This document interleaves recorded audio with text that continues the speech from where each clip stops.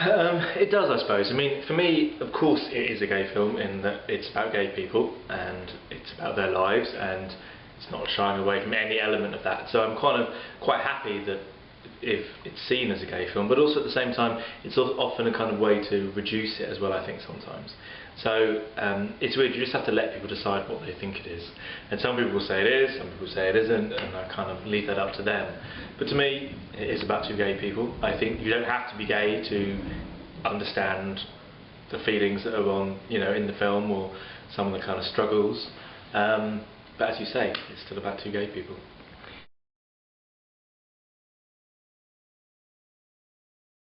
I suppose you can't help but think of things like Before Sunrise, and I certainly know of the film and have seen the film, so it's kind of always playing in the back of your mind a little bit. I think this is kind of like the opposite of that kind of film. They're wandering around Vienna and my character's sitting in a grotty apartment block in Nottingham. But I suppose there's not specific films that kind of influence me, but there's just a general kind of, there are a lot of films that I love stylistically and kind of emotionally that I suppose have influenced me over the years. Not usually gay films. That's not to say that all gay films are bad, but wide kind of range of films, I suppose.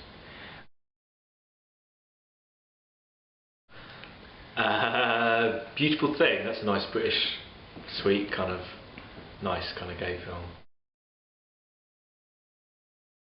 It was about trying to do something kind of intimate and realistic and honest about these two guys, and about being gay, and about gay relationships. And obviously this film isn't about every single gay person that's ever walked the planet, it's about these two people, but it was about just kind of exploring, I suppose, how I see being gay and things that I think about, and the world as I see it.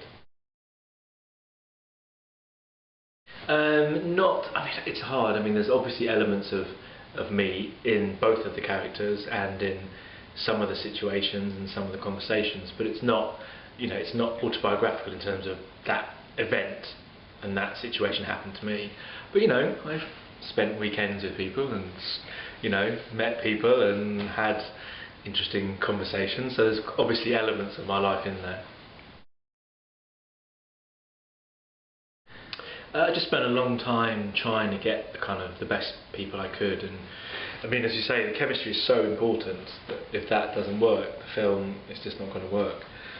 So it was just about working on that and hoping and praying that they got on, which they did, and just kind of keeping a nice atmosphere on set, and they're good actors, and I think a lot of the time chemistry comes from people who are good actors and excite each other when they're acting, and so I think it kind of worked. Yeah, there were a lot of, people were, kind of reserved about it, some people, and they weren't interested, and, it worried them, but surprisingly a lot of people weren't worried. I think maybe there's a lot of people out there that just think, oh, it's probably quite good for me to do, a gay character, whether they're gay or not in real life.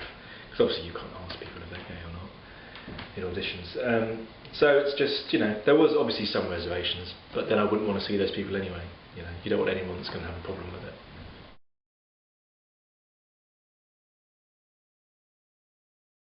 Well, we did try, and I mean, I think it probably would have been a more commercial film without that, but it made no sense to me to make a film about, a weekend of two guys together and not see them having sex. It didn't make any sense to me. So, I mean, shooting it was relatively straightforward. We kind of blocked it. We knew what we wanted it to do. And I think because the sex that they have is very related to their relationship at that point, and it felt very natural. And we shot the film in order, so by the time we got there, it was relatively easy. We kind of knew what positions everyone was going to be in and how it was going to work, and just kind of shot it really. And it was, I mean, it looks very real and honest and tender on the screen, but you're still on a film set type thing. So the reality is often obviously different than what you see.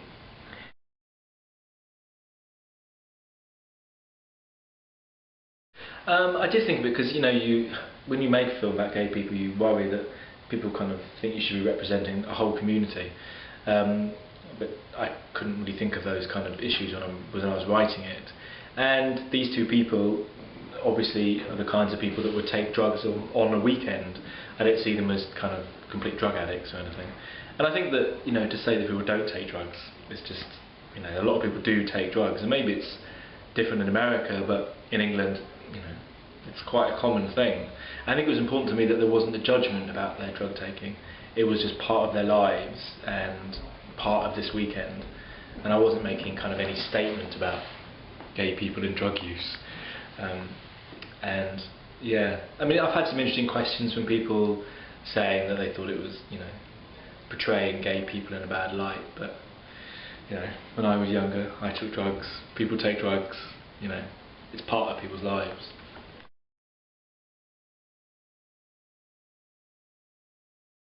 Yeah, it was always about focusing on mainly Russell, really. He always wanted to be my key focus, and then obviously Glenn as well. But the kind of other people were always on the background, and I always approached every scene focusing on kind of Russell and Glenn rather than all those other people, because they are kind of on the edges of these people's lives anyway, and it just made sense to me that I didn't want to lose the focus.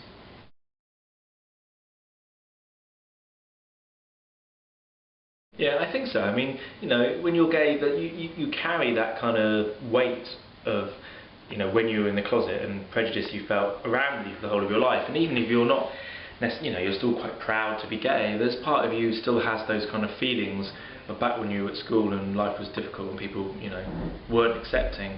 And I also think that it's very easy sometimes to forget that, not all gay people live in, central New York or live in London. They live all over the place, and it's not as accepting. And I think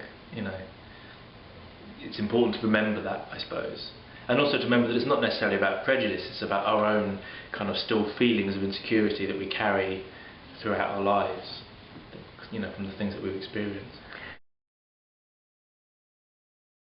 Yes, I am a control freak. I think to me editing is just an extension of directing to me, so it feels weird. I'm sure maybe at one point I'll give up the reins and give it to someone else, but you could say it's control freakery. I think it's just like commitment to and passion to the project, but I've been called a control freak before, so. It's certainly done more than I ever thought kind of it would do. The fact that it's being released in cinemas in America and coming out this Friday and all these kind of crazy things, I didn't think that was going to happen when I was sitting in my bedroom editing the film, and applying to festivals. So it's kind of it's good, and it's good that it's kind of transcended the obvious niche as well. Like, it's being written about in other papers and magazines, and people seem to be talking about it. Try not to, but with the internet you can't help it. You can't help Googling.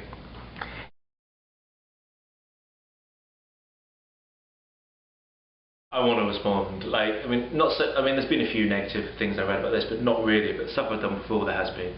And you do kind of, unfortunately, I don't know, maybe it's just me, but you do tend to focus on the negative reviews more than you do on the good reviews.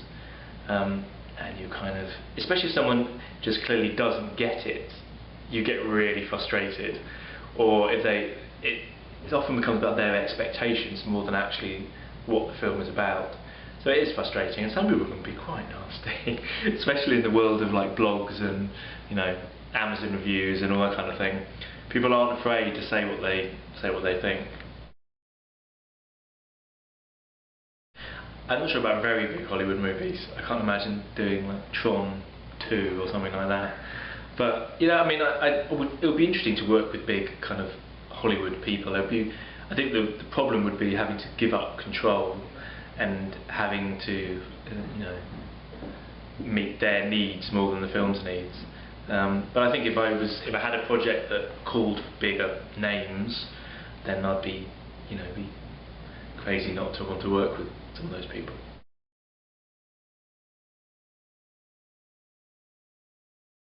Ian McKellen, Julie Christie, like Albert Finney. There's some amazing kind of good British actors and young British actors. And there's loads of Americans. I don't know. I can't even think of them now. Lots of them.